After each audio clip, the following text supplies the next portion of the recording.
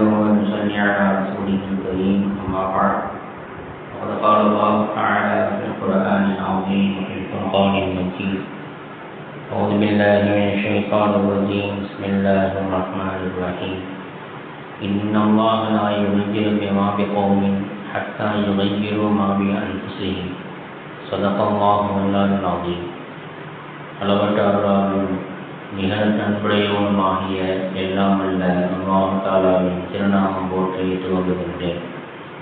சலாத்தும் சலாமும் ஈருலக பெருமான முஹம்மது முஸ்தபா அஹமது முஸ்தபா ரசூலே கரீம் ஸல்லல்லாஹு அலைஹி வஸல்லம் அவர்களின் மீதும் அன்னான் நடிச்சுவற்றை அப்படியே பின்பற்றி வாழ்ந்த உத்தம சத்திய சஹாபாக்கள், தாபிஈன்கள், தபா தாபிஈன்கள், வலிமார்கள், சுஹதாக்கள், சாலிஹீன்கள், நல்லோர்கள், குறிப்பாக நாம் அனைவரின் மீதும் அல்லாஹ்வுடைய ரஹ்மத் என்னும் கிருபை என்றும் நிலவட்டுமாக. ஆமீன். கண்ணியமிக்க அல்லாஹ் நடிகார்களே, மேலான பெரியார்களே, சகோதரர்களே, சகோதரிகளே, தாய்மார்களே, அல்லாஹ் சுப்ஹானஹு வ தஆலாவுடைய மாபெரும் கிருபையினால் புனிதமிக்க ஹிஜ்ரியுடைய ஆண்டின் முதல் மாதமான முஹர்ரம் மாதத்தில் முதல் ஜும்மாவிலே முதல் பிறையிலே நாங்கள் இருக்கிறோம். அல்லாஹ் சுப்ஹானஹு வ தஆலா சென்ற ஹிஜ்ரி ஆண்டை நமக்கு எப்படி நன்மையானதாக நலவானதாக ஆக்கி கொடுத்தானோ அதே போன்று இவ்வாண்டையும் நமக்கு அல்லாஹ் சுப்ஹானஹு வ தஆலா சிறப்பானதாகவும் நன்மையானதாகவும் நல் அமல்கள் செய்யக்கூடிய பாக்கியத்தையும் நமக்கு அல்லாஹ் தந்தல் புரிவானாக. ஆமீன். கண்ணியமிக்க அல்லாஹ் நடிகார்களே, அல்லாஹ் சுப்ஹானஹு வ தஆலா மாபெரும் கிருபையினால் ஹிஜ்ரி 1446 நிறைவுற்று ஹிஜ்ரி 1447 ஆரம்பத்திலே நாம் இருக்கிறோம். இந்த முஹர்ரம் மாதம், இந்த ஹிஜ்ரி என்பது எப்படி உருவானது, ஹிஜ்ரி ஆண்டு என்பதாக நாம் எப்படி நாம் சொல்கிறோம் என்பதை பற்றி உண்டான சிந்தனைகளையும், இந்த புத்தாண்டினுடைய ஆரம்பமாக இருக்கக்கூடிய முஹர்ரம் மாதத்தில் புத்தாண்டினுடைய சிந்தனையாக ஒரு 7 விஷயங்களை, ஒரு 7 சிந்தனைகளை நாம் ஆய்வு செய்வது, அதை தெரிந்து கொள்வது நம்மின் மீது கட்டாய கடமையாக இருக்கிறது. கண்ணியமிக்க அல்லாஹ் நடிகார்களே, அல்லாஹ் சுப்ஹானஹு வ தஆலா தனது திருமறையிலே சொல்வான், மின்ஹா அர்பஅத்துன் ஷுஹூர். நாட்களை, மாதங்களை பற்றி அல்லாஹ் சொல்லிக் கொண்டே வரும் பொழுது வருடத்திற்கு 12 மாதங்கள், அதில் 4 மாதங்களை நான் சிறப்பித்திருக்கின்றேன் என்று அல்லாஹ் சொல்கிறார். அதில் ஒரு மாதம்தான் இந்த முஹர்ரமுடைய மாதம். இஸ்லாத்தை பொறுத்தவரைக்கும் வருடத்தினுடைய ஆரம்ப மாதத்திற்கும் இறுதி மாதத்திற்கும் நிறைய தொடர்புகள் உண்டு. இஸ்லாத்தினுடைய இறுதி மாதம் என்ன? துல்ஹஜ் மாதம். அந்த துல்ஹஜ் மாதமும் ஒரு தியாகத்தினுடைய அடிப்படையிலே நாம் ஹஜ்ஜி பெருநாள் நாம் கொண்டாடுகின்றோம். தியாகத்தின் அடிப்படையிலே ஹஜ்ரத் இப்ராஹிம் அலைஹிஸ்ஸலாத்து வஸ்ஸலாம் அவர்கள் செய்த அந்த தியாகம், அதே போன்று ஹாஜிமார்கள் தன்னுடைய சொந்த ஊரிலிருந்து புறப்பட்டு மக்காவிற்கு சென்று ஹஜ்ஜுடைய காரியங்களை அவர்கள் செய்கிறார்கள். இதுவும் ஒரு ஹிஜ்ரத்து தான். இதே போன்றுதான் முஹர்ரம் மாதமாகிய இந்த முதல் மாதம் இருக்கிறது, இஸ்லாத்தினுடைய முதல் மாதமான இந்த முஹர்ரமுடைய மாதம் இருக்கிறது, இதுவும் ஒரு தியாகத்தினுடைய அடிப்படையிலே தான் இந்த முஹர்ரம் மாதம் ஹிஜ்ரி என்பதாக நமக்கு பெருமானார் ஸல்லல்லாஹு அலைஹி வஸல்லம் அவருடைய தோழர்களான சஹாபாக்களின் மூலமாக நமக்கு கிடைத்திருக்கிறது. அப்போ முஹர்ரம் மாதம் முதல் மாதம், இதனுடைய சிறப்புகள் நிறைய இருக்கிறது. அதே போல இந்த ஹிஜ்ரி புத்தாண்டு என்பதாக நாம் சொல்கின்றோமே, இந்த ஹிஜ்ரி என்பது எப்படி உருவானது என்பதை நாம் பார்க்கும் பொழுது இதனுடைய சம்பவங்கள், இதனுடைய விஷயங்கள் எல்லாம் பல பயான்களை நம்ம கேட்டிருப்போம். இருந்தாலும் ஒரு ஞாபகம் உண்டு விதமாக ஒரு சம்பவத்தை நான் சொல்கிறேன். ஹஜ்ரத் மைமூன் பின் மஹரான் என்று சொல்லக்கூடிய ஒரு சஹாபி. அவங்க உமர் ரலியல்லாஹு தஆலா அன்ஹுடைய ஆட்சி காலத்தில் உமர் ரலியல்லாஹு தஆலா அவங்களுக்கு கடிதம் எழுதுகிறாங்க. அப்படி கடிதம் எழுதும் பொழுது மாதத்தை எழுதுகிறாங்க, நாளை எழுதுகிறாங்க. ஆனால் வருடம் என்பது எந்த வருடத்தை குறிப்பது என்று வருடம் இல்லாமல் இந்த வருடத்தில் தான் நமக்கு இந்த கடிதம் வந்தது என்ற ஒரு குறிப்பு இல்லாமல் வெறும் மாதத்தை மட்டும் ஷாபான் என்று எழுதி அனுப்புகிறாங்க.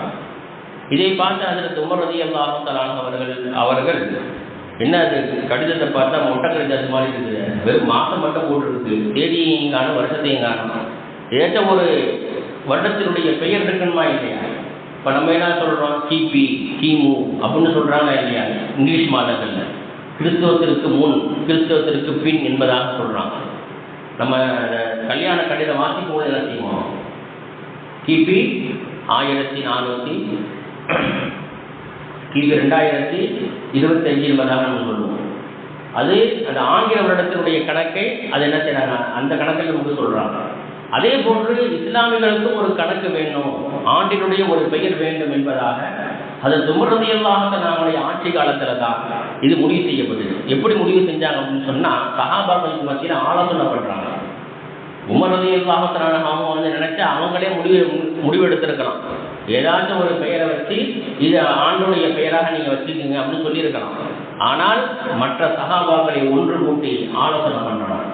இது நமக்கு மிகப்பெரிய படிப்பினை. எந்த ஒரு காரியமாக இருந்தாலும், துன்யாவுடைய காரியமாக இருந்தாலும் சரி, மறுமையுடைய காரியமாக இருந்தாலும் சரி, மக்களுங்களை கூப்பிட்டு என்ன செய்யணும், வீட்டினுடைய விசேஷமா வீட்டினுடைய உறுப்பினர்கள் எல்லாத்தையும் கூப்பிட்டு உட்கார வச்சு ஆலோசனை பண்ணணும். 2 பேர் மட்டும் சேர்ந்து முடிவெடுத்துடக்கூடாது. அதே மாதிரி ஊருடைய விஷயமா ஊர் ஜமாத்தை ஒன்று கூட்டி என்ன செய்யணும், ஒரு முடிவெடுக்கணும். அழைப்பு கொடுத்துடணும், வர்றாங்க வரல அது அவங்களுடைய விருப்பத்தை பொறுத்தது. கூட்டத்துக்கு அழைப்பு கொடுத்து வரலையா, நம்ம முடிவெடுத்து அந்த முடிவு அவங்கள்ட்ட சொல்லியிருக்கு.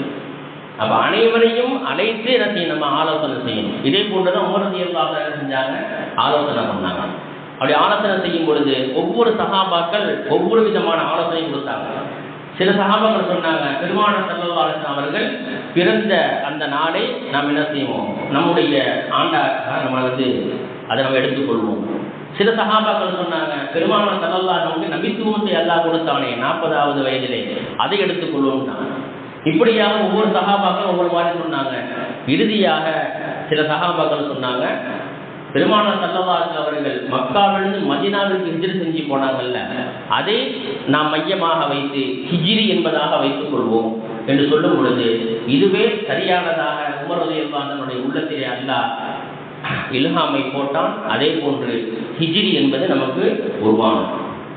அப்பொழுது இப்போ வரைக்கும் நம்ம என்ன செய்யணும், நம்முடைய காலண்டரில் கல்யாண கடிதங்களில் அதே போல் நமக்கு யார் கடிதம் எழுதினாலும் நம்ம என்ன செய்யணும், ஹிஜ்ரின்னு போட்டு நம்ம எழுதுறோம்ல, அந்த ஹிஜ்ரி உருவானதுடைய வரலாறு இதுதான். உமர் ரலியல்லாஹு தஆலா என்ன செஞ்சாங்க, அந்த ஹிஜ்ரி அப்படிதான் என்ன செஞ்சாங்க, ஏற்படுத்தினாங்க. கண்ணியமிக்க அல்லாஹ் நல்லடியார்கள், அப்போ ஹிஜ்ரி நமக்கு கிடைச்சிருது. இப்போ புத்தாண்டினுடைய முதல் நாள் முஹர்ரம் மாதத்தினுடைய முதல் பிறையிலே நாம் இருக்கிறோம். இந்த புத்தாண்டினுடைய சிந்தனையாக ஒரு 7 விஷயங்களை நாம் பார்க்கலாம். நிறைய முஹர்ரம் மாதத்துக்கு நிறைய சிறப்புகள் இருக்குது. இந்த முஹர்ரம் மாதத்தில் என்ன செய்வோம், ஆஷிராவுடைய நாள், அதுக்கு தனி சிறப்புகள் இருக்குது. அதே போன்று அதில் பிடிக்கக்கூடிய நோன்புகள் பற்றி உண்டான சிறப்புகள் நிறைய இருக்குது. இன்ஷா அல்லாஹ் வரக்கூடிய ஜும்மாவில் ஆஷிரா தினத்தை பற்றியும் அதனுடைய நோன்பை பற்றியும் நாம் பார்ப்போம் இன்ஷா அல்லாஹ். இப்பொழுது புத்தாண்டுடைய சிந்தனையாக ஒரு 7 விஷயங்கள். அதில் முதலாவது ஈமான் சார்ந்த விஷயங்கள். நம்முடைய ஈமானுடைய தரம் எப்படி இருக்கு, சென்ற ஆண்டினுடைய ஈமானுடைய தரம் எப்படி இருந்தது, இப்பொழுது நம்முடைய ஈமானுடைய தரம் எப்படி இருக்கிறது, அல்லாஹ்வோடு நம்முடைய உள்ளம் ஒன்றி இருக்கிறதா, அல்லாஹ்வுடைய பயத்திலே உள்ளம் அச்சப்பட்டு கொண்டிருக்கிறதா, அல்லாஹ்வுடைய பயத்தினால் உள்ளம் நடுநடுங்கி கொண்டிருக்கிறதா, இல்லை எந்த விதமான பயமும் இல்லாமல் சுகபோகமாக நாம் வாழ்ந்து கொண்டிருக்கின்றோமா என்று நமக்கு நாமே சிந்திக்கக்கூடிய ஒரு தருணம் தான் இந்த முஹர்ரம் மாதத்தினுடைய புத்தாண்டினுடைய முதல் சிந்தனை. ஈமானோட சார்ந்த விஷயங்கள்ல ஈமான் அதிகரிக்கணும், ஈமான்ல ஒரு மாற்றம் ஏற்படணும் அப்படின்னு சொன்னால் நாம் என்ன செய்யணும், அதிகமாக குர்ஆன் ஓதணும். இல்லை குர்ஆனை திறந்தாச்சும் பார்க்கணும். குர்ஆன் ஓத தெரியலையா, குர்ஆனை செய்யணும், எடுத்து திறந்து பார்க்கணும். முன்னோட காலத்தில் நான் சின்ன பிள்ளையாக இருக்கும் பொழுது ஒரு 10-15 வயசு இருக்கும்போது பார்த்தோம்னா சில பெரியவங்களுக்கு ஒரு 60 வயசு தாண்டி இருக்கும். அவங்களுக்கெல்லாம் குரான் ஓத தெரியாது. இப்போ அவங்க என்ன செய்வாங்கன்னா தொழுதுட்டு பள்ளிவாசல் இருக்கக்கூடிய குரான் என்ன செய்வாங்க, தொடர்ந்து குரானை பார்த்துட்டு அதை முத்தமிட்டு நெஞ்சோடு அணைத்து கொண்டு என்ன செய்வாங்க, மூடி வச்சுட்டு போவாங்க. நம்ம சின்ன பிள்ளை நமக்கு எதுவும் தெரியாது, என்ன குரானை திறக்கிறாங்க, ஓதுறது இல்லை, சும்மா தொடர்ந்து முத்தம் கொடுத்துட்டு என்ன செய்கிறாங்க, நெஞ்சோடு அணைச்சி வச்சுட்டு போகிறாங்க அப்படின்னு. எப்போ மார்க்க விஷயத்தை மார்க்க கல்வி கற்க ஆரம்பித்தோம், ஹதீஸ்களை படிக்க ஆரம்பித்தோம், அப்போ தான் அதனுடைய தாற்பயமே புரிஞ்சிச்சு. குரானை ஓதுனால் நன்மை மட்டுமல்ல, குரானை பார்த்தாலே நன்மை. குரானை ஓத தெரியலையா, டெய்லி குரானை தொடர்ந்து பாருங்க. ஏன்னு சொன்னால் முஹத்திஸீன்கள் சொல்லுவாங்க, குரானை முஹத்திஸீன்கள் இமாம்களும் சொல்லுவாங்க, குரானை ஓத தெரியவில்லை என்று சொன்னால் குரானை நீங்கள் திறந்து பார்க்க பார்க்க அந்த குரானை ஓதக்கூடிய தௌஃபீகை அல்லாஹ் கொடுக்கும். குரானை தொடர்ந்து பார்க்கறதே இல்லை, அப்போ எங்கேருந்து வரும் அல்லாஹ்வுடைய தௌஃபீக்கு? அப்போ நம்முடைய ஈமானுடைய தரம் உயர வேண்டும் என்று சொன்னால் அதிகமாக குரான் ஓதணும், அந்த குரானை சிந்திக்கணும், அதை தன்னுடைய வாழ்க்கையிலே செயல்படுத்தணும், அந்த குரானுடைய வசனங்களை சூறாக்களை மரணம் செய்யணும், அல்லாஹ்வை நாம் திக்ர் செய்ய வேண்டும். அதிகமாக ஃபர்து தொழுகைகள், சுன்னத்தான தொழுகைகள், நஃபிலான தொழுகைகளை நாம் என்ன செய்யணும், நம்முடைய வாழ்க்கையில் கொண்டு வரணும். ஃபர்லான தொழுகையை நம்ம தொழுதுறோம், ஆனால் பின் சுன்னத்து முன் சுன்னத்து தொழுதுறோம், ஆனால் பின் சுன்னத்து நஃபிலுக்கு நம்ம தொழுகிறதே இல்லை. பரல மட்டும் தொழுது நம்ம என்ன செஞ்சிடலாம், வேகமாக போயிருக்கோம். அப்படி இருக்கக்கூடாது. சென்ற ஆண்டுகள் எப்படி வேண்டுமானாலும் கழிந்திருக்கலாம், ஆனால் இந்த ஆண்டு நம்முடைய ஈமானுடைய தரத்தை நாம் உயர்த்தி கொள்ள வேண்டும் என்று சொன்னால் தொழுகை பரல மட்டும் நம்மிடத்தில் இருக்கக்கூடாது, மாறாக சுன்னத்தான தொழுகைகள், நபிலான தொழுகைகள் அனைத்தும் நம்முடைய வாழ்க்கையில் வந்துவிட வேண்டும். அதிலும் முக்கியமாக இஸ்திக்ஃபார், அல்லாஹ்விடத்திலே நாம் பாவ மன்னிப்பு தேட வேண்டும். நபிகள் நாயகம் ஸல்லல்லாஹு அலைஹி வஸல்லம் சொன்னார்கள், இப்னு மாஜாவில் இந்த ஹதீஸ் பதிவு செய்யப்பட்டிருக்கிறது, மன் லஸிமல் இஸ்திக்ஃபார, யார் இஸ்திக்ஃபாரை பாவமன்னிப்பு தேடுவதை கட்டாயமாக்கிக் கொள்வாரோ ஜஅலல்லாஹு லஹு மின் குல்லி ஹம்மின் ஃபரஜா, அல்லாஹ் சுப்ஹானஹு வ தஆலா அவருடைய உள்ளத்தில் ஏற்படக்கூடிய எல்லா விதமான கவலைகளையும் அல்லாஹ் நீக்கி விடுகின்றான். வ மின் குல்லி ரீகின் மஹ்ரஜா, அவருடைய வாழ்க்கையில ஏற்படக்கூடிய எல்லா விதமான நெருக்கடிகளையும் அல்லாஹ் நீக்கி நேரான பாதையை அவருக்கு அல்லாஹ் காட்டுகிறான். அவருக்கு அல்லாஹ் கணக்கே இல்லாமல் என்ன நல்லா அவருக்கு ரிஸ்குகளை வழங்குகின்றான் என்று நபிகள் நாயகம் ஸல்லல்லாஹு அலைஹி வஸல்லம் அவர்கள் சொன்னதை அதற்கு அப்துல்லாஹ் இப்னு அப்பாஸ் ரலியல்லாஹு தஆலா அவர்கள் நமக்கு அறிவித்து தர்றாங்க. இப்போ ஈமான் நம்மிடத்திலே அதிகரிக்க வேண்டும் என்று சொன்னால் எந்த அளவுக்கு நம்மிடத்திலே அமல்கள் அதிகரிக்குமோ நம்முடைய ஈமான் அதிகரிக்கும். நிறைய பயான்களை நான் சொல்லியிருக்கிறேன். அதில் இமாம் புகாரி ரஹ்மத்துல்லாஹி அவர்கள் தன்னுடைய கிதாப் புகாரி ஷரீஃபில் ஒரு பாடத்துக்கு தலைப்பு என்னன்னு சொன்னால், அல் ஈமானு யஸீது வ யன்குஸ், ஈமான் என்பது அதிகரிக்கும் குறையும். அது என்ன ஈமான் அதிகரிக்கிறது குறைகிறது? அந்த ஈமானுடைய தரம் எந்த அளவுக்கு உயரும்னு சொன்னால் நன்மைகள் செய்ய செய்ய ஈமானுடைய தரங்கள் என்ன செய்யும், உயர்ந்து கொண்டே போகும். எந்த அளவுக்கு நன்மைகள் செய்யாமல் விடுவதனாலோ பாவங்கள் அதிகமாக செய்வதனாலோ ஈமானுடைய தரம் என்ன செய்யும், குறைஞ்சிக்கிட்டே போகும். இறுதியில் இமாம்கள் சொல்லுவாங்க, யாரிடத்துல எந்த விதமான அமல்களும் இல்லாமல் தன்னுடைய வாழ்க்கையை அவர் கழித்து கொண்டிருந்தார் என்று சொன்னால் இறுதி மூச்சில உயிர் பிரியக்கூடிய நேரத்தில் அவர்களுடைய நாவில் கலிமா வருவது மிகவும் சந்தேகத்திற்குரிய விஷயம் என்றுதான் சொல்றாங்க. ஏன்னா தொழுகை என்பது மிக முக்கியமான ஒரு கடமை. அந்த தொழுகையை நம்முடைய வாழ்க்கை நம்ம எடுக்கலன்னு சொன்னால் அல்லாஹுடைய நெருக்கத்தை பெறுவது. நபிகள் நாயகம் ஸல்லல்லாஹு சொல்றாங்க, ஒரு அடியான் அல்லாஹுவோடு ரொம்ப நெருங்கி இருக்கக்கூடிய ஒரு தருணம் எதுன்னு சொன்னால் அந்த சஜ்தாவுடைய நிலைமை. தொழுகையில் சஜ்தா செய்யணும் பார்த்தீங்களா, அந்த சஜ்தாவுடைய நிலைமையில தான் அல்லாஹுக்கும் அடியானுக்கு மத்தியில் ஒரு நெருக்கமான ஒரு தொடர்பு ஏற்படுது. ஏன் அப்படின்னு சொன்னால் தக்பீர் கட்டி நிற்கிறோம், அது நிலை, குனிக்கிறோம், ருக்கு. சஜ்தால நம்ம விடுத்துட்டோம் அப்படின்னா யா அல்லாஹ் நீ தான் ரப்பு, நான் உன்னுடைய அடிமை அப்படிங்கிற அடிப்படையில் அல்லாஹ் நம்ம என்ன செஞ்சிடறோம், முழுமையாக நாம் அடிபணிந்து விடுகின்றோம். முனாஃபிக்தனம் செய்யக்கூடியவங்க தொழுவாங்க, ஆனால் அவரிடத்துல என்ன இருக்கும், உள்ளத்தில் ஒன்று இருக்கும், வெளிப்படையாக ஒன்று என்ன செய்வாங்க. இது இவங்களுக்கு வந்து முனாஃபிக் என்பதாக சொல்லப்படும். இப்படிப்பட்ட முனாஃபிக்களுக்கு ஃபஜ்ருடைய தொழுகையும் இஷாவுடைய தொழுகையும் மிகவும் பாரமாக இருக்கும் என்பதாக ஸல்லல்லாஹு அலைஹி சொன்னாங்க. அப்புறம் என்ன அர்த்தம், ஃபஜ்ருக்கும் வரமாட்டான், இஷாவுக்கும் வரமாட்டான், பாக்கி 3 வந்து தொழுதுருவான். லொஹர் அசர் மகரிபு தொழுதுருவான், ஆனால் ஃபஜ்ருக்கும் இஷாவுக்கும் என்ன செய்ய மாட்டாங்க, அவன் வரமாட்டான். எனவே அவனை நீங்கள் முனாஃபிக் என்பதாக நீங்கள் என்ன செய்யுங்க, அடையாளம் கண்டு கொள்ளுங்கன்னு சொன்னாங்க. அப்போ அல்லாஹ்விடத்திலே நான் ரொம்ப நெருக்கமாக இருக்கக்கூடிய தருணம் எதுவென்று சொன்னால் அந்த தொழுகையில் சஜ்தாவுடைய நிலை தான். எனவேதான் நம்முடைய வாழ்க்கையில் என்ன செய்யணும், தொழுகையை இபாதத்துகளை நாம் அதிகப்படுத்தணும். அப்படி அதிகப்படுத்தும் பொழுது நம்முடைய ஈமான் அது அதிகமாகும். நம்முடைய ஈமானில் ஒரு உயிரோட்டம், ஒரு ஒளி ஏற்படும் என்பதிலே எந்த சந்தேகமும் இல்லை. இந்த புத்தாண்டினுடைய சிந்தனையாக இரண்டாவதாக நாம் எடுத்துக்கொள்வது அறிவு சார்ந்த விஷயங்கள். அறிவு சார்ந்த விஷயங்கள் சொன்னால் ஒவ்வொன்றிலும் நிறைய விளக்கங்கள் இருக்கு. அது சொல்றது நமக்கு நேரம் கிடையாது. அதனால் சுருக்கமாக நான் சொல்கிறேன். அறிவு சார்ந்த விஷயம் என்று சொன்னால் நம்முடைய கல்வியின் மூலமாகத்தான் ஒரு மனிதனுடைய அறிவு என்ன செய்யும், வளரும். அதிகமான கிதாபுகள் படிக்கிறது, புத்தகங்கள் படிக்கிறதன் மூலமாக என்ன செய்யும், அறிவுகள் நமக்கு வளர்ந்து கொண்டே போகும். இன்னைக்கு பிள்ளைகளுக்கு என்ன செய்கிறாங்க, நிறைய புத்தகங்களை கொடுக்குறாங்க. சில பேர் அதை படிச்சுட்டு முட்டாளாக போயிடலாம், அது வேற விஷயம். ஆனால் எந்த அளவுக்கு கிதாபுகள் புத்தகங்கள் படிக்கக்கூடிய பழக்கங்கள் நமக்கு அதிகமாக இருக்குமோ அந்த அளவுக்கு நமக்கு கல்வி ஞானங்கள் அதிகரிக்கும். இஸ்லாமிய புத்தகங்கள் நிறைய இருக்கு. அதில் ஒரு 2 புத்தகம் நம்ம என்ன செய்யணும், வாங்கி படிக்கணும். குறிப்பாக தொழுகை முறை, அதுக்கும் தனி புத்தகம் இருக்குது, அதை வாங்கி படிக்கிறது. ரசூல் ஸல்லல்லாஹு அலைஹி வஸல்லம் வாழ்க்கை வரலாறு இருக்குது, அதை வாங்கி படிக்கணும். நபிமார்களுடைய வரலாறு இருக்குது, அதை வாங்கி என்ன செய்யணும். ஒரு நாளைக்கு ஒரு பக்கம், அதிகமாக இல்லை, ரொம்ப நேரம் தான் படிக்கிறது அவசியம் இல்லை. ஒரு நாளைக்கு ஒரு பக்கம் அல்லது 2 பக்கம் டெய்லி படிச்சுக்கிட்டே வந்து வைங்க, நம்முடைய அறிவு அது வளர்ந்து கொண்டே செல்லும். இது பொதுவானது. முக்கியமான விஷயம் என்னன்னு சொன்னால் மார்க்க விஷயங்கள், மார்க்க சட்ட கல்விகள், மார்க்க கல்விகளை நம்முடைய பிள்ளைகளுக்கு நம்ம என்ன செய்யணும், நாம் கொடுத்து கொண்டே இருக்க வேண்டும். அதே போல குர்ஆனுடைய கல்வி என்று நாம் சொல்லும் பொழுது ஒரு ஆன்மீக சிந்தனை என்ன, அல்லாஹ்வை அறிந்து கொள்வது. அல்லாஹ் சுப்ஹானஹு வ தஆலா மனித சமுதாயத்தையும் ஜின் வர்க்கத்தையும் நான் ஏன் படைச்சேன் அப்படின்னு சொல்லும் பொழுது வமா கலகத்துல் ஜின்ன வல் இன்ஸ இல்லா லியஅபுதூன், தன்னை வணங்குவதற்காகத்தான், என்னை வணங்குவதற்காகத்தான் மனித வர்க்கத்தையும் ஜின் வர்க்கத்தையும் நான் படைத்திருக்கிறேன் என்பதாக அல்லாஹ் சொல்றான். அப்படி படைத்திருக்கிறேன் என்பதாக அல்லாஹ் சொல்லும் பொழுது இந்த ஆயத்திற்கு விளக்கம் சொல்லுவாங்க. இப்னு அப்பாஸ் ரலியல்லாஹு தஆலா அன்ஹு வணங்குவதற்கு என்று சொன்னால் அல்லாஹ்வை அறிந்து கொள்வதற்கு என்று பொருள். அப்போ அல்லாஹ்வை அறிந்து கொள்வதுனா என்ன, அல்லாஹ்வுடைய குதிரத் என்ன, அவனுடைய வல்லமை என்ன, அவனுடைய தன்மைகள் என்ன, இதெல்லாம் யாருக்கு தெரியும்? யார் அல்லாஹ்வோடு ரொம்ப நெருக்கமாக இருக்கின்றார்களோ அவர்களுக்கு தான் என்ன செய்யும் இது போன்ற விஷயங்கள். அல்லாஹ்வுடைய தன்மைகள், அவனுடைய தாற்பயங்கள், அவனுடைய சக்திகள், அவனுடைய குதிரத்துகள் என்ன என்பது அவர்களுக்கு மட்டும்தான் தெரியும். அவங்க தான் யாரு? அவங்க தான் வழிமார்கள்.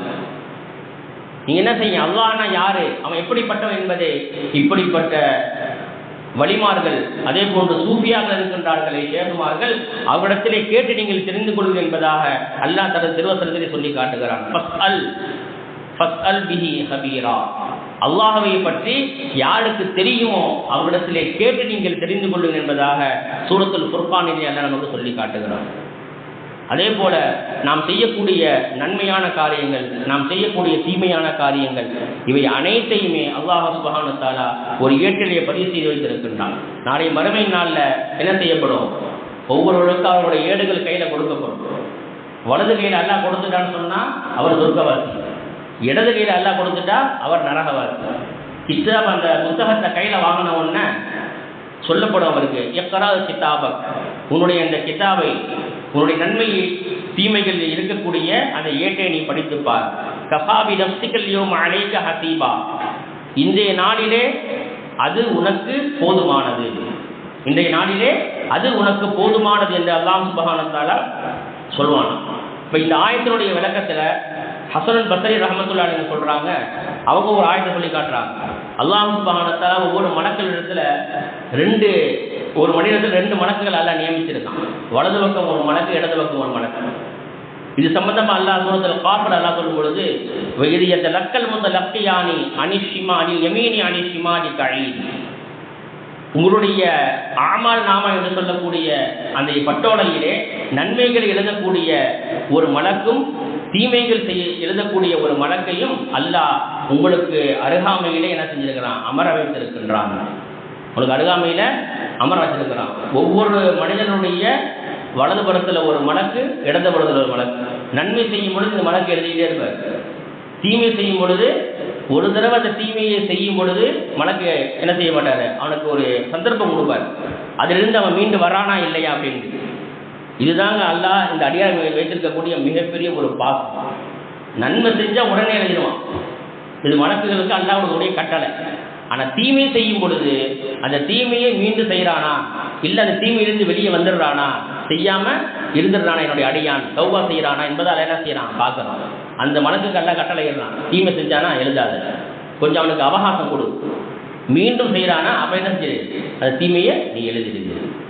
எல்லாம் என்ன செய்யறான், அந்த மலக்குகளுக்கு கட்டளை என்று ஹசன் பஸ்ரி ரஹ்மத்துல்லாஹி அவர்கள் இந்த ஆயத்தை ஓதி காட்டுறாங்க. இந்த ஆயத்தினுடைய தஃசீரில் என்ன எழுதுறாங்க அப்படின்னு சொன்னால், அல்லாஹ் சுப்ஹானஹு வ தஆலா ஆதமுடைய மக்களுக்கு 2 மலக்குகளை, இப்போ நான் சொன்னதை போன்று தான் 2 மலக்குகள் அல்லாஹ் ஏற்படுத்தி, வலதுபுறம் ஒரு மலக்கும் இடதுபுறம் ஒரு மலக்கும் அல்லாஹ் என்ன செய்யறான் ஏற்படுத்துகிறான். நன்மைகளை செய்ய செய்ய அவங்க நன்மை என்ன செய்கிறாங்க எழுதி அந்த ஏடை அவங்க பாதுகாத்து வச்சுக்கிறாங்க. தீமைகள் செய்ய செய்ய அந்த தீமைகளையும் பதிவு செய்து என்ன செய்கிறாங்க அவங்க அந்த ஏடுகளையும் பாதுகாப்பாக வச்சுக்கிறாங்க. அவன் செய்யக்கூடிய செயல்கள் அது அதிகமாக இருந்தாலும் சரி, அது குறைவாக இருந்தாலும் சரி, ஒரு சின்ன சின்ன விஷயங்களை கூட அவங்க என்ன செய்யறதில்லை, அவங்க விட்டு வைக்கிறது இல்லை. இது சொல்லிட்டு பிறகு தஃசீரில் எழுதுறாங்க, இதா முத்த அவன் மரணித்து விடுவானையானால், அந்த மனுஷன் என்ன செய்யறான் மௌத்தாயிட்டான் அப்படின்னு சொன்னால், அவனுடைய கழுத்தில் அந்த ஆமல் நாமா என்று சொல்ல எழுதப்பட்டிருக்கக்கூடிய அந்த பட்டோலையை அவனுடைய கழுத்திலே மாட்டப்பட்டு அவனுடைய கபரிலே வைக்கப்படும். இது நம்ம கண்ணுக்கு தெரியாது. நம்ம என்ன செய்யறோம், மௌத்தா போனதுக்கு பின்னால் கசுவு மாற்றி அப்புறம் குளிப்பாட்டி கஃன் பண்ணி நம்ம கபர்ஸ்தான அடைக்கணும். ஆனால் இந்த ஆயத்துடைய தஃசீரில் சொல்கிறாங்க, அல்லாஹ் சுப்ஹானஹு வ தஆலா அந்த அடியான் என்ன நன்மை செஞ்சானோ என்ன தீமை செஞ்சானோ அந்த ஏட்டை அவனுடைய கழுத்திலே மாட்டப்பட்டு அவனுடைய கபரிலே வைக்கப்படுகிறது. இது வரைக்கும் ஹத்தா தகுருது யௌமுல் கியாமா, அவன் கியாமத்துடைய நாளையில் அந்த கபரிலிருந்து எழுந்திருக்கிற வரைக்கும் அவனுடைய கழுத்திலே அது மாட்டப்பட்டு வச்சிருக்கும். அந்த மாட்டப்பட்டிருக்கக்கூடிய அந்த ஏடுகள் அவனை கியாமத்தினால எழுப்பப்பட்டு கேள்வி கணக்குகள் கேட்கப்படும் பொழுது அப்பொழுது என்ன செய்வான், அவன் மாட்டிக்குவான். நன்மை செஞ்சிருந்தான்னா சொர்க்கம், தீமை செஞ்சிருந்தா நரகம் என்று தஃசீர் இப்னு கஸீரில் இந்த ஆயத்தினுடைய விளக்கத்தில் எழுதலாம். இப்போ இரண்டாவது என்னன்னு சொன்னால் கல்வி. நாம் கற்கக்கூடிய கல்வி இருக்கிறதே, அந்த கல்வி எப்படிப்பட்டதாக இருக்கணும்னு சொன்னால் அல்லாஹ்வை அறிந்து கொள்ளக்கூடிய கல்வியாக இருக்கணும், அல்லாஹ்விற்கு பயப்படக்கூடிய கல்வியாக இருக்கணும். உலக கல்வியில் நம்ம எவ்வளவோ நம்ம கொடுத்துட்டோம் நம்மளுடைய பிள்ளைங்களுக்கு. ஆனால் மரபுடைய கல்வி இல்லை. எம்பிஏ எம்பி பிஹெச்டிலாம் முடிச்சிருப்பாரு, ஆனால் யூரின் போனோன்னு வைங்களேன் கழுவ மாட்டார். தொழுகு கிடையாது, தொழுகன்னு என்னன்னு கேட்பாரு. களிமா சொல்லுங்க, களிமா என்னன்னு கேட்பாரு. என்ன படிச்சிருக்காரு, எம்ஏ எம்பி பிஹெச்டி முடிச்சாச்சு, ஆனால் குரான் ஓத தெரியாது. எவ்வளோ வேணாலும் படிங்க, படிக்க வேணாம்னு சொல்லலை, எத்தனை டிகிரி வேணாலும் வாங்க வேணாம்னு சொல்லலை. ஆனால் மிக முக்கியமானது, நாளை கபூரில் அல்லாஹ் வச்ச உன்னை கேட்கக்கூடிய கேள்வி தமிழெல்லாம் நல்லா கேட்க மாட்டான், அரபில தான். எந்த நாட்டு மக்களாக இருந்தாலும் சரி, பிரான்ஸ்காரங்களாக இருக்கட்டும், லண்டன்காரங்களாக இருக்கட்டும், அல்லது சிலோன்காரங்களாக இருக்கட்டும், அல்லது மலேசியா, சிங்கப்பூர், பல நாட்டு மக்களும் இருக்கிறாங்க, பல மொழிகள் பேசக்கூடியவங்க இருக்கிறாங்க. ஆனால் அல்லாஹ் சுப்ஹானஹு வ தஆலா எந்த மக்களாக இருந்தாலும், முஸ்லிமான ஒரு அடியானாக இருந்தாலும் சரி, அவர் காபிராக முஷ்ரிக்காக இருந்தாலும் சரி, கபூரில் வச்ச ஒன்று அவருக்கு கேட்கக்கூடிய கேள்வி அரபில தான். மர் ரப்புக வமா தீனுக வமா நபியுக, இந்த 3 கேள்வி. எல்லாம் மனக்கு எப்படி கேட்பாங்க, தமிழ்லேயே கேட்பாங்க, அரபில தான் கேட்பாங்க. அப்போ குர்ஆனுடைய கல்வி எந்த அளவுக்கு நமக்கு முக்கியங்கிறத நம்ம என்ன செய்யணும், நம்ம யோசித்து பார்க்கணும்.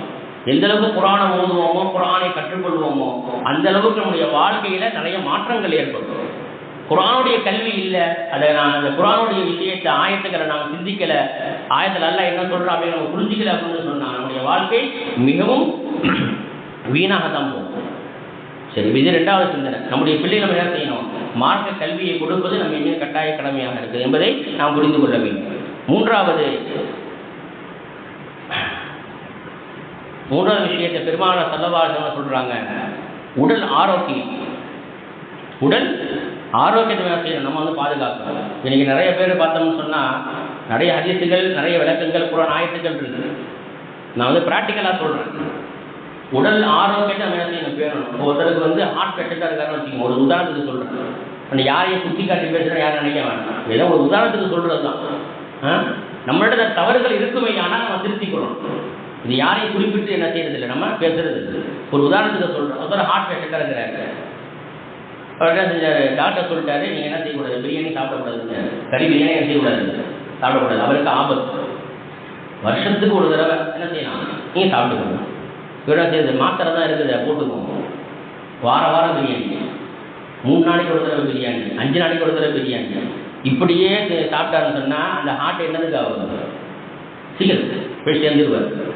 கண்ணியமிக்க அல்லாஹ்வினர்களே, அல்லாஹ் குர்ஆன்ல சொல்றான், இன்னல்லாஹ் ஹஷ்ஷரா மினல் முஃமினீன வஅன்ஃபுஸஹும் வஅம்வாலஹும் பிஅன்ன லஹுமுல் ஜன்னah. உங்களுடைய உயிரையும் உங்களுடைய பொருளையும் உங்களுடைய உடலையும் அல்லாஹ் என்ன செஞ்சான், சொர்க்கத்துக்கு பாரமாக வாங்கிட்டான். இந்த உடல் இருக்கு பார்த்தீங்களா, இந்த உடல் அமானிதம். நாளைக்கு அல்லாட்ட என்ன செய்யணும், அல்லாட்ட போய் பதில் சொல்லணும். ஆரோக்கியமா உடல் நான் கொடுத்தேன், சிகரெட்டை பிடிச்சி நீ என்ன செஞ்ச, கேன்சரை உண்டாக்கிக்கிட்டேன், கேன்சரை உண்டாக்கிக்கிட்டேன், தண்ணி அடித்து கிட்னி போயிடுச்சு. இது போன்று எத்தனை கெட்ட பழக்கங்கள் இருக்கிறதோ அத்தனை கெட்ட பழக்கங்களையும் நீ உருவாக்கி கொண்டு நான் கொடுத்த அந்த உடலை அமானிதத்தை நீ வீணாக்கி விட்டாய். அந்த அமானிதத்தை என்ன செய்யணும், அல்லாட்ட ஒப்படைக்க வேண்டிய பொருள் நமக்கு இருக்கு. இன்னல்லாஹ யஅமுருக்கும் அன் துஅத்துல் அமானாத்தி இலா அஹ்லிஹா. அல்லாஹ் சொல்றான், நிச்சயமாக எனக்கு அல்லாஹ் சுப்ஹானஹு வ தஆலா அமானிதத்தை நிறைவேற்றுவதை உங்களுக்கு அல்லாஹ் ஏவுறான்னு சொல்றான். இப்போ உடல் ஆரோக்கியம் நமக்கு மிக முக்கியம். சாப்பிட்டுக்கலாம், மாத்திரை போட்டுக்கலாம் அப்படி நம்ம நினைக்கவே கூடாது. நாளைக்கு அல்லாஹ்ட்ட போய் நம்ம என்ன செய்ய பதில் சொல்ல வேண்டியது இருக்கு. நபிகள் நாயகம் ஸல்லல்லாஹு அலைஹி வஸல்லம் அவர்கள் தன்னுடைய உடல் ஆரோக்கியமாக இருக்குதா இல்லையா அப்படிங்கிறத மருத்துவர்கிட்ட போய் என்ன செய்வாங்கன்னா கன்சல்ட் பண்ணிக்குவாங்க. மருத்துவர்கிட்ட போய் என்ன செய்வாங்க, கன்சல்ட் பண்ணிக்குவாங்க என்பதாக ஹதீஸ் ஷரீஃபை நாம் பார்க்க முடிகிறது. ஹாரிஸ் இப்னு கல்தா இவங்க மிகப்பெரிய மருத்துவர். இந்த ஹாரிஸ் இப்னு கல்தா என்று சொல்லக்கூடிய இந்த சஹாபியிடத்துல தான் என்ன செய்வாங்களாம், போய் ஸல்லல்லாஹு அலைஹி வஸல்லம் என்ன செய்வாங்க, உடல் பரிசோதனை பண்ணிக்குவாங்க. என்னுடைய உடலுடைய நிலைப்பாடு எப்படி இருக்குது பாருங்க அப்படின்னு என்ன செய்வாங்க, பரிசோதனை பண்ணிக்குவாங்க. தான் பரிசோதனை செய்வதற்கு கொள்வது மட்டுமல்ல, பிற சஹாபாக்கள் என்ன செஞ்சாங்க, ரசூல் ஸல்லல்லாஹு அலைஹி வஸல்லம் உங்களுடைய உடல் எப்படி இருக்குது என்பதை நீங்க என்ன செய்யுங்க, அப்பப்ப பரிசோதனை செஞ்சுக்கிட்டே இருக்கீங்க என்பதாக சஅத் இப்னு அபீ வக்காஸ் ரலியல்லாஹு தஆலா அவங்க என்ன செய்வாங்கன்னா அடிக்கடி ஏவி கொண்டே இருப்பாங்க என்பதாக ஹதீஸ் ஷரீஃபை நாம் பார்க்க முடிகிறது. இப்போ உடல் ஆரோக்கியம் என்பது உணவில் மட்டுமல்ல, நாம் இருக்கக்கூடிய சுற்றுப்புற சூழல்கள், இருக்கக்கூடிய இடத்தை நம்ம சுத்தமாக வச்சுக்கிறணும். ஆரோக்கியமான உணவு, அதில் மிக முக்கியமானது ஓய்வு. நாள் முழுக்க நான் உழைக்கணும். இந்த உடலுக்கு ஓய்வுன்னு நமக்கு வேணுமா இல்லையா, ஓய்வு வேணுமா இல்லையா இந்த உடலுக்கு? காலையிலேருந்து சாயந்தரம் என்ன செய்யணும், குடும்பத்திற்காக உழைக்கணும்.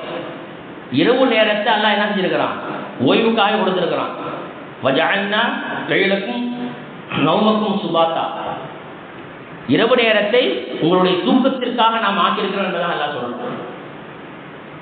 ஆனால் மனிதனுடைய நிலைப்பாடு என்ன தெரியுமா, இப்போ இந்த செல்போன் வந்ததற்கு பின்னால இரவு முழுக்க முடிச்சிட்டு இருக்கான், பகல் முழுக்க தூங்குறான்.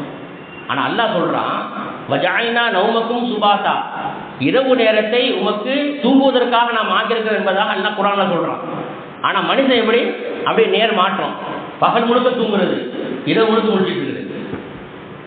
இப்படி இருந்தால் உடல் ஆரோக்கியமாக இருக்குமா? மருத்துவர்கள் சொல்கிறாங்க, ஒரு நாளைக்கு குறைந்தபட்ச மனிதன் இரவு நேரத்தில் 7 மணி நேரம் தூங்கணும். யாருக்கு அந்த 7 மணி நேரம் தூக்கம் இல்லையோ அவங்களுடைய உடலில் நோய்கள் வருவதற்கு சாத்தியம் இருக்குது.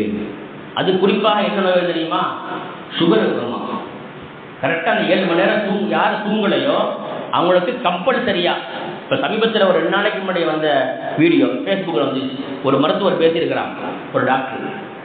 கம்பல்சரியாக அவருக்கு என்ன வரும், சுகர் வரும், அண்ட் ஹார்ட் அட்டாக் வர்றதுக்கு வாய்ப்பு இருக்குது. இந்த ரெண்டு வியாதியும் வர்றதுக்கு எனக்கு வாய்ப்பு இருக்குது. இரவு நேரத்தில் 7 மணி நேரம் குறைஞ்சவங்க தூங்கணும், அல்லது 6 மணி நேரம் என்ன செய்யணும், தூங்கணும். அப்படி தூங்காமல் இரவு முழுக்க முடிச்சுக்கிட்டு இருந்து 12 மணிக்கு 1 மணிக்கு 2 மணிக்கு என்ன செய்யறது, செல்ஃபோனை பார்த்துட்டு அப்படியே தூங்கிடுறது. ஃபஜ்ர் தொழுகை கிடையாது, எதுவுமே கிடையாது. இப்படி இருந்தால் அவருடைய உடல்நிலை என்ன செய்யும், மிகவும் பாதிப்புக்கு உள்ளாகும் என்று மருத்துவர்கள் சொல்றாங்க. ஸல்லல்லாஹு அலைஹி வஸல்லம் அவர்களும் அல்லாஹ்விடத்தில் நீங்க ஆரோக்கியத்தை கேளுங்க என்பதாக துஆ கத்து கொடுத்திருக்கிறாங்க. தபரானியில் இந்த ஹதீஸ் பதிவு செய்யப்பட்டிருக்கு. ஸல்லல்லாஹு அலைஹி வஸல்லம் அவர்கள் அதிகமாக இந்த துஆ ஓதுவாங்களாம். அப்துல்லா இப்னு அம்ர் ரலியல்லாஹு தஆலா அவர்கள் இந்த ஹதீஸ் அறிவிக்கிறாங்க. அல்லாஹும்ம இன்னி அஸ்அலுக ஸிஹ்ஹத, யா அல்லாஹ் உன்னிடத்திலே ஸிஹ்ஹத உடல் ஆரோக்கியத்தை நான் கேட்கிறேன். வல் இஃபத பத்தினித்தனமான வாழ்க்கையிடத்தில் நான் கேட்கிறேன்.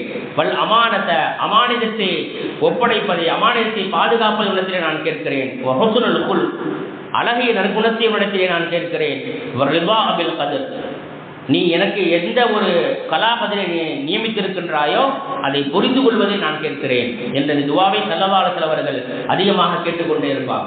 அல்லாஹும்ம இன்னி அஸ்அலுக ஸிஹ்ஹத வல் இஃபத வல் அமானத வ ஹுஸ்னல் குல்க வ ரிதா பில் கத்ர் என்ற துவாவை அடிக்கடி அதிகமாக நாம் என்ன செய்யணும், ஓதிக்கொண்டே இருக்க வேண்டும். இது மூணாவது சிந்தனை. நான்காவது சிந்தனையாக பொருளாதாரம் சம்பந்தப்பட்ட விஷயங்கள். இப்போ நம்மளோட குடும்பத்தை ரன் பண்ணணும்னா என்ன செய்யும், என்ன நமக்கு தேவைப்படுது, நமக்கு பொருளாதாரம் தேவைப்படுது. அந்த பொருளாதாரம் எந்த அளவுக்கு ஹலாலானதாக இருக்குமோ அவருடைய வாழ்க்கை மிகவும் சிறப்பானதாக அமையும் என்று நபிகள் நாயகம் ஸல்லல்லாஹு அலைஹி வஸல்லம் சொன்ன செய்தி அகமதிலே பதிவு செய்யப்பட்டுள்ளது. இப்போ ஒவ்வொன்றுக்கும் தனித்தனி தலைப்பில் பேசலாம், 7 வாரங்களில் பேசலாம். அப்போ அத்தனை விஷயங்கள் என்ன செய்யுது, குர்ஆனிலும் ஹதீஸிலும் நமக்கு காண கிடைக்குது. இப்போ நான்காவது பொருளாதாரம். அந்த பொருளாதாரம் எப்படி இருக்கணும், கடந்த 2 ஜும்மாவுக்கு ஒரு ஜும்மாவுக்கு முன்னாடி நான் பேசினேன், வரவும் ஹலாலாக இருக்கணும், செலவும் ஹலாலாக இருக்கணும். அடுத்து 5வது நாம் செய்யக்கூடிய தொழில், என்ன தொழில் செய்கிறோமோ அல்லது என்ன வேலை செய்கிறோமோ செய்யக்கூடிய வேலையும் ஹலாலாக இருக்கணும். செய்யக்கூடிய வேலையும் நமக்கு என்ன ஹலாலாக இருக்கணும். பெரிய பெரிய கம்பெனியில் என்ன செய்கிறோம், நம்ம இன்னைக்கு வேலை பார்க்குறோம். அதே போல் சில பேர் என்ன செய்வாங்க, வேலை தான் அப்படின்னா பாருக்கு கணக்கெழுத போயிடுவாங்க. என்ன செய்யுது, பாருக்கு கணக்கெழுத போகிறது, வட்டி கடைக்கு கணக்கெழுத போகிறது. அதே போல் பேங்க்கில் வேலை, நீங்கள் பேங்க்கில் நீங்கள் வேலை நீங்கள் செஞ்சீங்கன்னு சொன்னால் அவங்க அந்த பேங்க்கில் பணம் யாரெல்லாம் பணம் போடுறாங்களோ அந்த பணத்துக்கு வட்டி கொடுக்குறாங்க பார்த்தீங்களா, வட்டி வாங்குறாங்கல்ல. ஒருத்தர் 1 லட்ச ரூபா கடன் வாங்கியிருக்கிறாரு, 1 லட்ச ரூபா கடன் வாங்கினா அதுக்கு உண்டான வட்டி என்ன செய்வாங்க, ஒரு உதாரணத்துக்கு கூட ஒரு 10,000 ரூபா வட்டின்னு வச்சுக்கோங்க. அந்த 10,000 தான் உங்களுக்கு சம்பளம். இப்போ ஒரு மனிதனுடைய வட்டியை வாங்கி என்ன செய்கிறாங்க, உங்களுக்கு 50,000 60,000 என்ன செய்கிறாங்க, சம்பளம் கொடுக்குறாங்க. இப்போ பேங்கில் வேலை பார்க்குறதும் என்னது, முழுக்க முழுக்க அது ஹராமான வேலை. முழுக்க முழுக்க இது என்ன, ஹராமான சம்பாத்தியம். அதன் மூலமாக சாப்பிடக்கூடிய ஒவ்வொரு பருக்கையும், ஒவ்வொரு கவனம் இல்லை, ஒவ்வொரு பருக்கையும் அது ஹராமானது. அப்போ நாம் செய்யக்கூடிய தொழிலும் அது ஹலாலாக இருக்க வேண்டும். நபிமார்கள்லாம் சுய தொழில் செஞ்சாங்க, சொந்த தொழில் செஞ்சாங்க. அல்லாஹ் சுப்ஹானஹு வ தஆலா குர்ஆன்ல அதுக்கு ஆதாரம் காட்டுறான். தாவூத் அலைஹிஸ்ஸலாத்து வஸலாம் என்ன செஞ்சாங்க, இரும்பு கவசம் செஞ்சாங்க. போருக்குண்டான அந்த இரும்பு கவசம் செய்வாங்க. குர்ஆன்ல வருது, வஅலன்னா லஹுல் ஹதீத். தாவூத் அலைஹிஸ்ஸலாம் அவர்கள் நம்ம என்ன செஞ்சோம், இரும்பை இலகுவாக்கி கொடுத்தோம். இரும்பு என்ன செய்ய முடியாது, கையில் சும்மா சாதாரணமான வளைக்க முடியாது.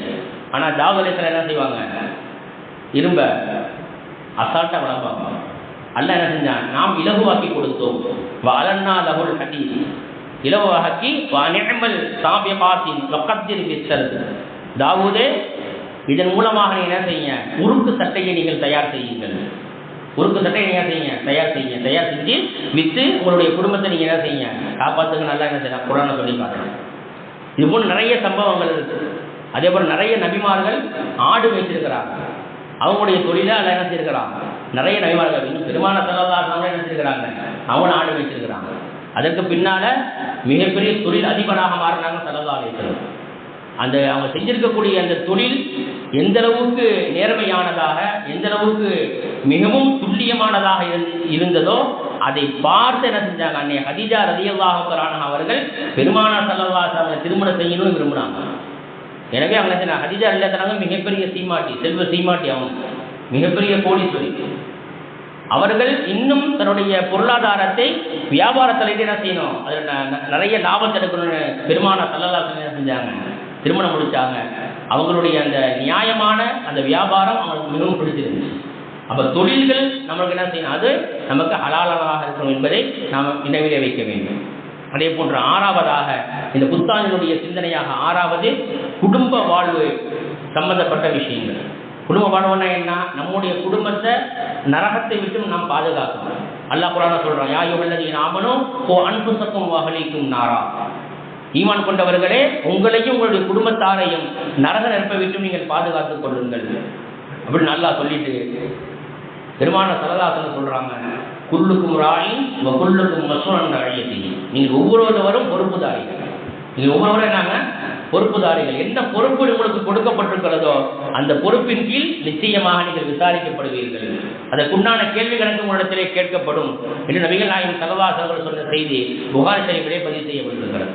இப்போ நம்முடைய குடும்பத்தை நாமும் நரகத்தை விட்டு பாதுகாக்கப்படணும், நம்முடைய குடும்பமும் பாதுகாக்கப்படணும்னு சொன்னால் அதற்கு முதல் வேலையாக நாம் நம்முடைய குடும்பத்தாரை தொழுகையின் பக்கம் நாம் ஏவ வேண்டும். இரண்டாவது, அந்த நம்முடைய குடும்பத்தாருக்கு ஒழுக்கங்களை நாம் கற்பித்துக் கொடுக்க வேண்டும். மனைவியாக இருக்கட்டும், பிள்ளைகளாக இருக்கட்டும், அதில் குறிப்பாக பெண் பிள்ளைகளுக்கு ஒழுக்கங்களை நாம் கற்பித்துக் கொடுக்க வேண்டும். யார்கிட்ட பேசணும், யார்கிட்ட பேசக்கூடாது, எப்படி தெருவில் போகும்போது எப்படி நடந்து போகணும், நெஞ்சு நிமித்திக்கிட்டு தலையை தூக்கிட்டு என்ன செய்யக்கூடாது, நடக்கக்கூடாது. பெண்கள் தெருவில் நடக்கும் பொழுது என்ன செய்யணும், தலையை குடிந்தவாறு தான் என்ன செய்யணும், நடந்து போகணும். இப்படி ஒவ்வொரு இதுக்கும் ஒரு முறையை மாற்றம் கற்றுத்தருகிறது. அப்போ நம்முடைய குடும்பத்தை நாம் பாதுகாக்க வேண்டும் என்று சொன்னால், முதலாவதாக தொழுகையை நம்முடைய குடும்பத்தாருக்கு நாம் ஏவ வேண்டும், அவர்கள் தொழுகை எடுக்க வேண்டும். இரண்டாவது, ஒழுக்கத்தை நாம் என்ன செய்வதற்கு நாம் கற்பித்துக் கொடுக்க வேண்டும். மூன்றாவதாக இந்த ஆயத்தினுடைய தப்சீரில் சொல்றாங்க, அவர்களுக்கு மார்க்க ஞானங்களை, மார்க்க கல்வியை நாம் கொடுக்க வேண்டும். மனைவி ஆலிமாக இருந்தாங்கன்னா நம்ம சொல்ல வேண்டிய அவசியம் இல்லை, அவனுக்கு எல்லாமே தெரியும். ஆலிமாக இல்லை, 5ஆவதா படிச்சிருக்கிறாங்க, 10ஆவதா படிச்சிருக்கிறாங்க, படிப்பு மட்டும்தான் இருக்கு, மார்க்க ஞானமே அவனுக்கு இல்லைன்னா கணவன் மீது கட்டாய கடமை மனைவிக்கு மார்க்க விஷயங்களை சொல்லிக் கொடுக்குறது. மார்க்க விஷயம் சொல்லிக் எப்படி சொல்லிக் கொடுப்பாரு, கணவன் ஆலிமா இருக்கணும், அப்பதான் சொல்லிக் கொடுக்க முடியும். அப்போ அவருக்கு முதல்ல அவருக்கு கற்றுக்கொள்ளணும், மார்க்க விஷயத்தை கற்றுக்கொள்ளணும். பிறகு தன்னுடைய மனைவிக்கும் பிள்ளைகளுக்கும் அவர் கற்றுக் கொடுக்க வேண்டும். அப்படி கற்றுக் கொடுத்தால் மட்டுமே நரகத்தை மற்றும் குடும்பத்தை பாதுகாக்க முடியும் என்பது இந்த ஆயத்தின் ஹதீஸினுடைய மிகப்பெரிய ஒரு ஆழமான கருத்தாக இருக்கிறது என்பதை நாம் புரிந்து கொள்ள வேண்டும். அடுத்து 7வது, சமூகம் சார்ந்த சிந்தனைகள். இன்னைக்கு நம்ம என்ன செய்யணும்னு சொன்னால், நான் நல்லா இருக்கணும், என் குடும்பம் நல்லா இருக்கணும், என் புள்ள நல்லா இருக்கணும், என் வீடு நல்லா இருக்கணும், அது மட்டும் தான் போதும். பக்கத்து வீட்டுக்காரன் அவன் எப்படி தொலைஞ்சாலும் சரி, எப்படி நாசம் போனாலும் சரி, அதை பற்றி நம்ம சிந்திக்கிறதே கிடையாது. பெருமானார் ஸல்லல்லாஹு அலைஹி வஸல்லம் அவர்கள் இப்படி நமக்கு கற்றுக் கொடுக்கவே இல்லை. ரசூல் ஸல்லல்லாஹு அலைஹி வஸல்லம் அவர்கள் தன்னை விட பிறருடைய நலனில் தான் அதிகம் அக்கறை செலுத்தியிருக்கிறார். பிறர் நலன் தான் செஞ்சாங்க, அதிகமாக அக்கறை செலுத்தியிருக்கிறார். 2 பேர் சண்டை போட்டு இருக்கிறாங்க சொன்னால் 2 வேடிக்கை பார்க்கக்கூடாது, அந்த சண்டையை என்ன விலைக்கு விடணும். ஆனால் இன்னைக்கு நிலைமை என்ன தெரியுமா, சண்டை போட்டாங்கன்னு சொன்னால் அதை வீடியோ எடுக்கலாம். சண்டை போட்டால் அதை வீடியோ எடுத்து அவன் ஃபேஸ்புக்கில் போடுறான். அதுக்கு எத்தனை லைக்கு எத்தனை ஷேர் வருதோ அவருக்கு பெருமை. ஏன்னா 2 பேரும் அடிச்சு குடிச்சிட்டு விடுறானோ, உயிரே போகும்போது அதை என்ன செய்யலாம், போட்டா போயிட்டான், இல்லைன்னா வீடியோ பிடிச்சி அதை போட்டு விடுது. இது சமுதாயத்தை பாதுகாக்கிறது இல்லை, சமுதாயத்தை இது அழிக்கிறது. ஏன்னா பெருமானார் ஸல்லல்லாஹு அலைஹி வஸல்லம் அவர்கள் மக்காவிலிருந்து மதீனாவிற்கு சென்றவுடன் செய்த முதல் வேலை என்ன தெரியுமா, சமூக கட்டமைப்பு தான். சமூக கட்டமைப்புனா என்ன, முதலாவது அந்த எந்த ஊரில் இருக்கிறோமோ, எந்த ஏரியாவில் நாம் இருக்கிறோமோ, அந்த ஏரியாவில் எத்தனை முஸ்லீம்கள் இருக்கிறாங்க. ஸல்லல்லாஹு அலைஹி அவர்கள் மதீனாவுக்கு போனவனை செஞ்ச முதல் வேலை தான். அதுக்கு முன்னாடியே முஸாப் இப்னு உமைர் ரலியல்லாஹு தஆலா என்ன செஞ்சிட்டாங்க, மதீனாவுக்கு அனுப்பி வச்சுட்டாங்க. அவங்க போய் தாவத்தில் உழைப்புகளை செய்து மக்களை இஸ்லாத்தின் பக்கம் கொண்டு வந்துட்டாங்க. மிகப்பெரிய ஒரு மாற்றத்துக்கு பிறகுதான் ஸல்லல்லாஹு அலைஹி என்ன செஞ்சாங்க, எல்லா சஹாபாக்களையும் பெண்மணிகளையும் பிள்ளைகளையும் ஹிஜ்ரத்தை அனுப்பிட்டு கடைசியாக என்ன செஞ்சாங்க, ரசூல் ஸல்லல்லாஹு அலைஹி அவர்களும் அபூபக்கர் சித்திக் ரலியல்லாஹு என்ன செஞ்சாங்க, ஹிஜ்ரத் செஞ்சு போனாங்க. அப்போ அங்கே போன பார்க்கும் பொழுது 2 கூட்டத்தார்கள் மத்தியில் சண்டை, 2 கூட்டத்தார் மத்தியில் சண்டை, அவுஸ் ஹஜ்ரஜ் என்று சொல்லக்கூடிய 2 கூட்டத்தார்கள். என்ன சண்டை, ரொம்ப பெரிய பெரிய சண்டைலாம் கிடையாது, சின்ன விஷயத்துக்காக சண்டை. என்ன, இவருடைய தொட்டியில் உள்ள தண்ணியை பக்கத்தில் இருக்கிறவருடைய ஒட்டகம் வந்து தண்ணி குடிச்சிருச்சு. ஒட்டகத்துக்கு தெரியுமா, அது 5 அறிவு ஜீவன். இது நம்ம வீட்டு ஏன்னா நம்ம வீட்டு தண்ணியாவது தெரியுமா, தெரியாது. ஆனால் அவங்களுடைய நிலைப்பாடு எப்படி இருந்துச்சுன்னு சொன்னால், தான் மரண நேரத்தில் இருக்கும் பொழுது தன் மகனை கூப்பிட்டு வசியத்து செய்வான். என்ன வசியத்து, இந்த குடும்பத்தார் பக்கத்துக்காரன் அவங்களோட நான் சண்டை போட்டுட்டு இருந்தேன், நான் என்னுடைய மௌத்துக்கு பின்னால் நீ என்ன செய்யணும், நீனும் சண்டை போடணும் அப்படின்னு வசியத்து செய்வாங்கன்னா, அந்த அளவுக்கு மிக மோசமான நிலைமையில் இருந்தாங்க மதீனாவாசிகள். ரசூல் ஸல்லல்லாஹு அலைஹி வஸல்லம் போய் இறங்குனாங்க. 2 கூட்டத்தார்களுடைய தலைவர்கிட்ட போய் பேசினாங்க. 2 கூட்டத்தார்களுக்கு மத்தியில் நினைஞ்சாங்க, ஒரு சுலுகை, ஒரு அன்பை ஏற்படுத்தி 2 கூட்டத்தார்களை என்ன ஆக்கிட்டாங்க, ஒருவருக்கு ஒரு நண்பர்களாக ஆக்கிட்டாங்க. இதுதான் சமூகத்தினுடைய சமூகம் சார்ந்த சிந்தனை. அதே போல் நம்முடைய சமூகத்தில் இப்போ நம்ம இதுக்கு வருவோம், ரசூல் ஸல்லல்லாஹு அலைஹி வஸல்லம் நமக்கு வழிகாட்டிட்டாங்க. இப்போ நம்முடைய சமுதாயம் உயர்ந்த அந்தஸ்துக்கு வரணும் அப்படின்னு சொன்னால், ஒவ்வொரு மொஹல்லாக்கள்லையும் எத்தனை மக்கள் இருக்கிறாங்க, ஒவ்வொருத்தவங்களும் என்ன படிச்சிருக்கிறாங்க, படிச்சுட்டு யார் வேலை இல்லாமல் இருக்கிறாங்க, என்னென்ன தொழில் செஞ்சுட்டு இருக்கிறாங்க, செய்யக்கூடிய தொழில் ஹலாலா ஹராமா என்ற எல்லா விதமான ஆய்வுகளுக்கும் உட்பட்டது தான் இந்த சமூக பொறுப்பு என்பது. சமூக பொறுப்புனா ஊரில் இருக்கக்கூடிய நிர்வாகிகள், இமாமு, மோதினார் அவங்களுக்கு மட்டுமல்ல, முஹல்லாவில் இருக்கக்கூடிய அனைவருக்குமே இந்த பொறுப்பு இருக்கு. அனைவரும் சேர்ந்து என்ன செய்யணும், இந்த பொறுப்பை எடுத்து நம்முடைய சமூகம் மேம்பட வேண்டும் என்று சொன்னால் முதலாக ஒற்றுமை நம்ம இடத்துல வேண்டும். அல்லாஹ் குர்ஆன்ல சொல்றான், வஅதஸிமு பிஹப்லில்லாஹி ஜமீஆ, ஒற்றுமை என்னும் கையிட்ட நீங்கள் பற்றிப்பிடித்துக் கொள்ளுங்கள். இந்த ஒற்றுமை என்பதற்கு ஹபுல் என்ற வார்த்தைக்கு 2 விதமான விளக்கங்களை முஃபஸ்ஸிரீன்கள் சொல்வார்கள். அதில் முதல் விளக்கம் ஹபுல் என்று சொன்னால் அல்லாஹ்வுடைய கயிறை நீங்கள் பற்றிப்பிடியுங்கள். இரண்டாவது விளக்கம் குர்ஆனை நீங்கள் பற்றிப்பிடியுங்கள். குர்ஆனிலே எல்லா விதமான பிரச்சனைகளுக்கும் உங்களுக்கு தீர்வு இருக்கிறது என்று பெருமானார் ஸல்லல்லாஹு அலைஹி வஸல்லம் அவர்கள் ஹதீஸின் வாயிலாக நமக்கு என்ன செய்றாங்க, சொல்லி காட்டுறாங்க. அதே போல நபிமார்கள் தன்னுடைய சமூகத்தை சார்ந்த மக்களுக்கு உதவி செஞ்சிருக்கிறாங்க. அதே போன்று அவர்களை ஒரு கட்டமைப்பை ஏற்படுத்தி நிறைய உதவிகள், அவர்களுக்கு தேவையான எல்லா விதமான வசதிகளையும் செய்து கொடுத்திருக்கிறார்கள் என்பதை ஹதீஸின் வாயிலாக நாம் பார்க்க முடிகிறது. கண்ணியமிக்க அல்லாஹ்வுடையார்களே, இந்த புத்தாண்டினுடைய சிந்தனையாக 7 விஷயங்களை நாம் சொல்லியிருக்கின்றோம். இந்த 7 விஷயத்தையும் இந்த ஆண்டிலே நாம் அமல்படுத்த வேண்டும். அல்லாஹ் நமக்கு தௌஃபீக் செய்வானாக. எந்த அளவுக்கு நம்முடைய நிலைப்பாட்டை நாம் மாற்றிக்கொள்ளவில்லையோ, எந்த அளவுக்கு நம்முடைய நிலைப்பாட்டை நாம் மாற்றிக்கொள்ளவில்லையோ அல்லாஹ் நம்மை மாற்ற மாட்டான். சூரத்து ராதில் அல்லாஹ் சொல்றான், இன்னல்லாஹ லா யுகையிரு மா பிகௌமின், எந்த ஒரு கூட்டத்தாரையும் அல்லாஹ் மாற்ற மாட்டான். அவர்களுக்கு ஏற்பட்டிருக்கக்கூடிய நிலைப்பாடுகளை அல்லாஹ் மாற்ற மாட்டான். ஹத்தா யுகையிரு மா பி அன்ஃபுஸிஹிம், அவர்கள் தன்னைத்தானே மாற்றிக்கொள்ளும் வரை. ஒரு கூட்டத்தார்கள் என்ன செய்யறாங்கன்னு சொன்னா, தவறுகள் செய்யறாங்க, ஜினா செய்யறாங்க, விபச்சாரம் செய்யறாங்க, வட்டிக்கு வாங்குறாங்கன்னு சொன்னா அந்த கூட்டத்தார்கள் தானாக திருந்த வேண்டும். அப்படி திருந்தாத வரைக்கும் அந்த கூட்டத்தாரை அல்லாஹ் மாற்ற மாட்டான் என்று சூரத்துர் ராஜிலே குர்ஆனிலே அல்லாஹ் சுப்ஹானஹு வ தஆலா நமக்கு தெளிவாக சொல்லி காட்டுகிறான். இப்ப நம்மிடத்திலே மாற்றம் வேண்டும் என்று சொன்னால் நம்முடைய உள்ளத்திலே முதலிலே மாற்றம் வர வேண்டும். உள்ளத்திலே மாற்றம் வந்தால் மட்டுமே நம்முடைய முழு உடம்பிலும் அந்த மாற்றத்தை நாம் வெளிப்படுத்த முடியும். அப்படி நம்முடைய வாழ்க்கையை நாம மாற்றிக்கொள்ளாத வரைக்கும் அல்லாஹ் நம்மை மாற்ற மாட்டான். அப்படி மாற்ற மாட்டான் என்று சொல்லக்கூடிய இந்த ஆயத்தினுடைய கருத்திலே முஃபஸ்ஸிரீன்கள் சொல்வார்கள், எந்த அளவுக்கு பாவங்கள் மிகைத்துக் கொண்டே போகுமோ, ஒரு கூட்டத்தாரிடத்திலே பாவங்கள் மிகைத்துக் கொண்டே போகுமோ அவர்கள் பாவத்திற்கு தௌபா செய்துவிட்டால் அல்லாஹ் மன்னித்து விடுவான். அப்படி இல்லை என்று சொன்னால் மிகைத்துக் கொண்டே செல்லும் பொழுது அல்லாஹ் அந்த கூட்டத்தாரை அழித்துவிட்டு தன்னை வணங்கக்கூடிய ஒரு கூட்டத்தாரை அல்லாஹ் உருவாக்கி விடுவார் என்பதுதான் இந்த ஆயத்தினுடைய கருத்தை முஃபஸ்ஸிரீன்கள் நமக்கு சொல்லி காட்டுவார்கள். ஆகவே இந்த புத்தாண்டினுடைய சிந்தனையாக நம்முடைய வாழ்க்கையிலே நாம் இதுவரைக்கும் செய்திருக்கக்கூடிய பாவங்களை நாம் விட்டுவிட்டு புதிய வாழ்க்கையை நாம் தொடங்க வேண்டும். அல்லாஹ் சுப்ஹானஹு வ தஆலா இந்த புத்தாண்டில் நம்முடைய வாழ்க்கையை ஒரு புத்துணர்ச்சி அல்லாஹ் ஏற்படுத்துவானாக. நம்முடைய பாவத்தை அல்லாஹ் மன்னித்து தருவானாக. நம்முடைய சொந்தங்களுடைய பாவங்களை எல்லாம் மன்னித்து தருவானாக. நம்முடைய பெற்றோருடைய பாவங்களை எல்லாம் மன்னித்து தருவானாக. நிம்மதியான ஒரு வாழ்க்கையையும் இஸ்லாமியர்கள் எங்கெல்லாம் காக்கப்பட்டு கொண்டிருக்கின்றார்களோ அங்கும் இஸ்லாமியர்கள் நிம்மதியாக வாழக்கூடிய ஒரு தருணத்தை அல்லாஹ் ஏற்படுத்தி தருவானாக. வாஹிரு தஅவானா அல்ஹம்துலில்லாஹி ரப்பில் ஆலமீன். அஸ்ஸலாமு அலைக்கும் வரஹ்மத்துல்லாஹி தஆலா வபரகாத்துஹு.